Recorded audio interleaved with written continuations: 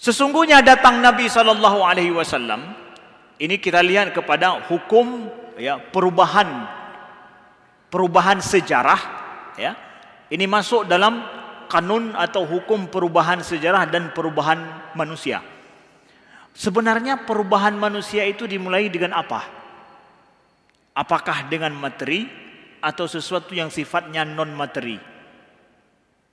Langsung dibuktikan oleh Nabi sallallahu alaihi wasallam. Nabi datang ya, betul-betul mampu merubah merubah sejarah manusia. Nabi datang merubah sejarah manusia dengan membawa apa? Membawa sebuah keimanan, keyakinan yang baru yang tidak pernah diketahui oleh bangsa Arab pada saat itu dan juga orang-orang di seluruh dunia pada saat itu. Nabi datang membawa keyakinan baru, ide baru, gagasan baru yang dibawakan oleh Nabi sallallahu alaihi wasallam. Nah, ternyata kemudian kita lihat ketika di Mekah, gagasan, ide dan keyakinan yang Nabi bawakan, iman yang Nabi bawakan, Islam yang Nabi bawakan, apakah disahuti oleh orang Mekah atau tidak? Tidak disahuti secara umum oleh orang Mekah. Mereka tidak menerima keyakinan baru, ide baru, gagasan baru daripada Nabi sallallahu alaihi wasallam. Tapi kemudian justru diterima oleh orang Madinah. Dalam perjanjian Aqabah pertama, perjanjian Aqabah kedua, ya. Jadi 2 tahun sebelum Nabi berangkat hijrah, ya. Mereka berjanji kepada Nabi, datang orang Madinah, perwakilan daripada Madinah sampai 70 orang dalam bai'ah Aqabah yang kedua. Mereka berjanji, kami akan membelamu wahai Nabi sallallahu alaihi wasallam. Kami bela dengan seluruh harta dan kekayaan dan keluarga kami. Berhijrahlah ke Madinah, kami akan mempertaruhkan semua yang kami miliki demi perjuangan dakwahmu ya Rasulullah. Jadi ide Nabi, gagasan Nabi, keyakinan, iman, agama yang dibawa oleh Nabi sallallahu alaihi wasallam justru disahuti, dibantu oleh orang Madinah.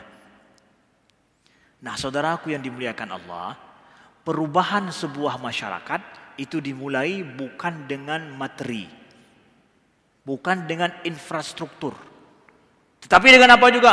Dengan ide yang jelas. Kalau boleh kita katakan, dengan keyakinan yang pasti, itulah iman.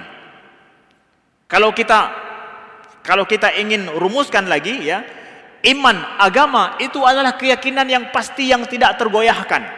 Ide yang jelas, tidak suram dia, tidak muram dia, tidak, jelas.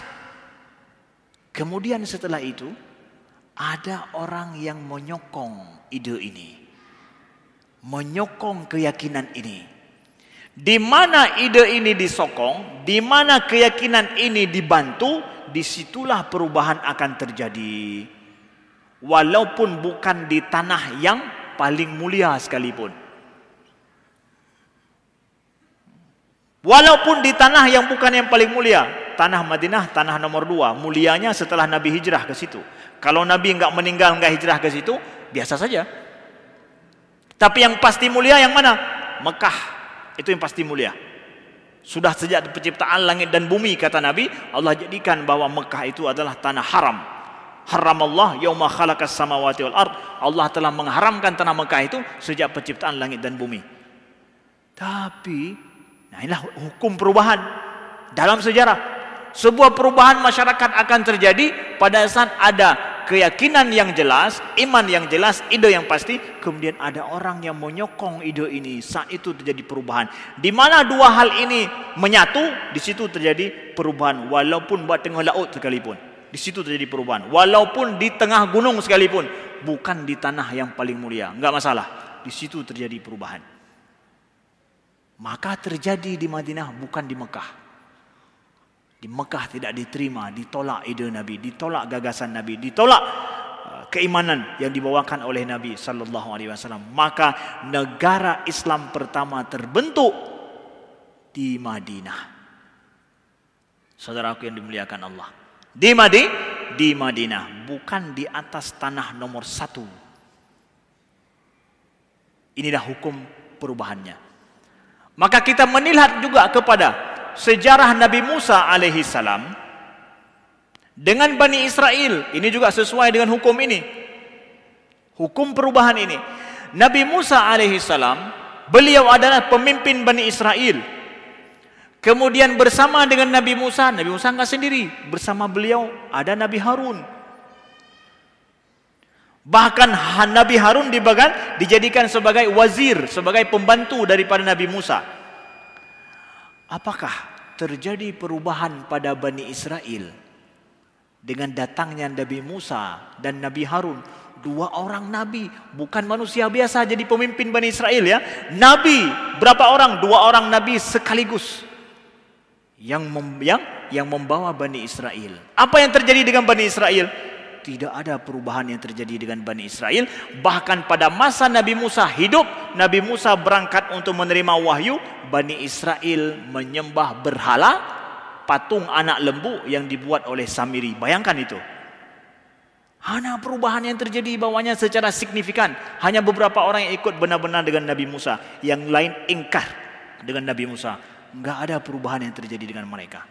Jadi saudaraku yang dimuliakan Allah, walaupun ada Nabi pergi ke Aceh, diturunkan Nabi lagi hari ini ke Aceh, Aceh tidak akan berubah kalau seandainya orang Aceh tidak mau membantu kebenaran yang mereka tahu.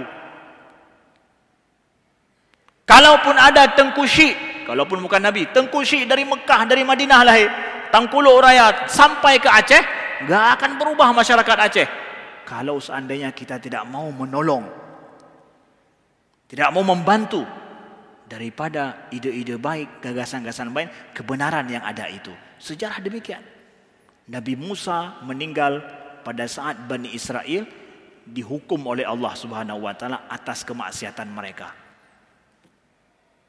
Saudaraku yang dimuliakan Allah. Maka oleh sebab itu, di akhir daripada ini, kita orang Aceh sudah tahu apa yang perlu, yang benar itu apa. Kita sudah tidak perlu lagi ada orang menjelaskan kepada kita mana benar, mana salah, mana hak, mana batil.